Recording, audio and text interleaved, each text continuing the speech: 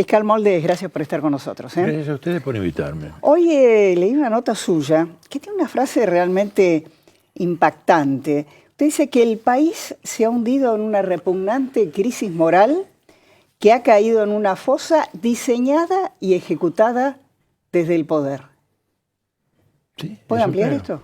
Sí, puedo. Creo que todos los días vemos desfilar los hechos que nos demuestran que no hubieran sido posibles si no hubieran contado con protección, con amparo, con inclusive planificación desde las más altas esferas y que se prolongaron durante muchos años, durante toda esa larga década, llamémosla de Bonnie and Clyde por ponerle un nombre de fantasía, y que evidentemente ahora están surgiendo todos los días y empiezan también a engancharse unos con otros, o sea, empiezan a aparecer las relaciones entre estos hechos que sacuden a la opinión pública. Me parece que es sobreabundante explicar que hay un hartazgo de la sociedad por esta crisis moral. Ahora, ¿hay una matriz o hubo una matriz de corrupción kirchnerista? Eso yo no lo puedo decir si es una matriz, yo lo que creo que ha habido es una asociación ilícita. Es decir, no me parece a mí que todos los que hayan tomado parte de ese gobierno hayan sido necesariamente ladrones. Lo que sí tengo claro es que en la cabeza de quienes llevaron a cabo la ejecución de ese propósito había, yo la califiqué como una pandilla de atracadores y de bandoleros. El otro día estaba hablando con un dirigente kirchnerista, algún amigo que quedó, y es porteño, y ellos dicen, no, la matriz eran todos santacruceños, si te fijas bien. No pareciera. En realidad, evidentemente, los inicios fueron así. Todos los gobiernos comienzan con los más cercanos que vienen de su círculo más íntimo de cuando ejercían el poder por ahí en otra provincia, en un municipio, lo que fuere. Pero luego se fueron ampliando. Y al final ya no se puede hacer esa diferenciación entre los que eran santacruceños y los que no lo eran.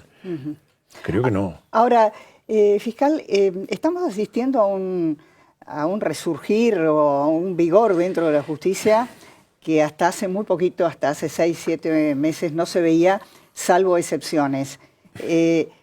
¿La gente debe creer en todo esto? La gente debe vigilar, Clara. La gente debe vigilar, la gente debe mirar con mucha atención si esta evolución que se ve en algunos jueces, en algunos fiscales, que existe y debemos celebrarla, pero no tenemos que olvidarnos que son los mismos que también estaban el año pasado en muchos casos, en casi todos. En consecuencia, los mismos que tenían recalcada la pierna de apretar el freno, ahora se la están recalcando de apretar el acelerador. Un caso sería el del juez Rafecas. No me haga hacer nombres, porque no, lo digo yo. En Comodoro Pi nos conocemos demasiado.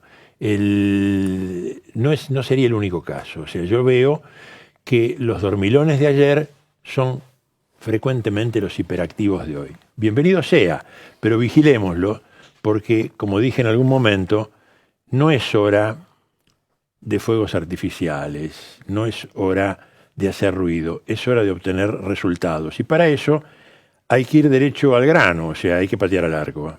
Fiscal, el miércoles pasado estuvo sentado ahí el fiscal Campagnoli y yo le preguntaba si, en caso de llegar a condenas de casos de corrupción, las condenas por corrupción en la Argentina no son muy altas. Y entonces él me dio una respuesta que me gustaría compartir y conocer su opinión. Vamos a verlo. No hay una pena por corrupción. Una de las cosas que no existe, el delito de corrupción no existe. Entonces, cuando se condena a un corrupto, se lo condena por malversación de caudales, por exacciones ilegales, por cohecho, por negociaciones incompatibles. Todos esos delitos no tienen una pena muy alta en general. En general no pasan los 6 años de máximo. Pero también... Eso tampoco es casual, digamos. Eso no es casual. Porque la gente cree que va a haber condenas y condenas en el mejor de los casos. En este caso puede ser distinto, porque nosotros hasta acá lo que estamos viendo es un desfile de hechos donde se investigan sucesos de corrupción, donde se tratan cuestiones de plata, de mucha plata, pero de plata. Hay otras denuncias, y quiero hacer mención a una cuyo tratamiento me inquieta particularmente, que es la denuncia del fiscal Nisman, la que le costó la vida, esa que por radicarla finalmente lo mataron, sea que le dispararan o sea que lo obligaran a quitarse la vida, que para el caso es un matiz metodológico totalmente O sea que usted dice que irrelevante. fue asesinado. Yo digo que la muerte de Nisman no es fruto de una decisión personal de Nisman. O lo mataron o no le dejaron más salida que quitarse la vida. Pero al margen de eso, vamos a lo anterior. O sea, sobre la muerte de Nisman hay un expediente que la Cámara de Casación Penal Ordinaria, creación originalísima, superflua e inútil del gobierno que nos dejó en diciembre, hizo lo que de ella se esperaba. La Cámara está presidida por la Presidenta de Justicia Legítima, ese raro engendro que lleva por mal nombre Justicia Legítima, siendo como lo es la negación palmaria de los valores que invoca su denominación. Y la decisión significó dar marcha atrás con la incompetencia dictada por la doctora Palmaghini, que ponía a investigar la muerte de Nisman bajo el foco del homicidio. Pero antes de eso está la denuncia de Nisman. Y la denuncia de Nisman no es por plata, es por muerte. Nisman denunció encubrimiento del peor atentado terrorista que conoció la historia argentina. Yo no coincido con Nisman, a quien reitero que no conocí, en la calificación legal. Yo creo que lo que está denunciando es el delito de traición. Y ese delito de traición, mis queridos amigos, en el día de tal, tiene penas que pueden llegar hasta la reclusión perpetua. Así que aquí estamos hablando de otro abanico de figuras delictivas que hasta ahora en la Argentina nunca habíamos visto. Ahora, ¿usted cree que se puede reabrir, digamos, la causa Nisman a partir de su denuncia o ya eso ha quedado sepultado? Creo que es absolutamente indispensable que eso ocurra. La denuncia técnicamente ni siquiera está cerrada y van a aparecer hechos nuevos que así lo van a obligar a hacer, porque la única forma de avanzar... ¿Cómo avanzamos en el conocimiento de la muerte de Nisman? Por dos vías. Tiene mucha razón Sáenz cuando dice, después del festival de la fiscal Fein y del teniente coronel Berni esa noche en Le Parc, donde zapatearon sobre las pruebas y tuvieron una conducta que más tiende a la destrucción de la evidencia que a su conservación, como manda la ley, sobre qué es lo que pasó esa noche difícilmente vamos a saber algo. Ya es tarde. Sobre ese episodio. Pero en cambio sí podemos avanzar en conocer quiénes fueron y por qué los autores mediatos, los autores remotos de esa muerte. Y para eso tenemos que avanzar convergentemente en dos sentidos. Por un lado, recuerdo lo del derecho romano. O sea, la primera pregunta que se tenía que hacer el pretor en la antigua Roma, cuando un hecho de estos caía bajo su jurisdicción, era qui prodest. Lo dice muy bien Cicerón, en las defensas de Cicerón que han quedado escritas, pro Rocio Amerino, pro Milón. Qui prodest, ¿a quién beneficia? Y lo dice mejor Séneca, en la Medea de Séneca, que no es la de Eurípides, es la Medea romana. O sea, ese personaje terrible de Medea, capaz hasta de matar a sus propios hijos. Cuando comienza la acción dice, qui prodest scelus is fecit. El que se aprovechó del crimen, ese es el que lo cometió. Bueno, esa es una de las vías por las cuales podemos progresar en la denuncia por la muerte de Nisman. La otra, perdóneme, es la reapertura de la denuncia de Nisman. Porque yo, a partir de ahí, puedo empezar a deducir qué es lo que causó semejante grado de pavor para matarlo antes de que fuera a ratificarla al Congreso. ¿Qué se temía? Hay que pensar que efectivamente, como se dice, existen dos archivos externos, dos pendrives, que se perdieron o que alguno por ahí está duplicado en algún lugar. Entonces, reabrir esa denuncia es una forma de avanzar en la investigación global de todo lo que tiene que ver con Nisman. Hoy acabo de leer, cuando venía para acá, la declaración de un dirigente del centro Simon Wiesenthal, creo que, que dice que la denuncia de Nisman tenía alcances aún mayores porque tenía que ver con la posibilidad de que se reclutara en América Latina a brigadistas que sirvieran de mártires de la yihad.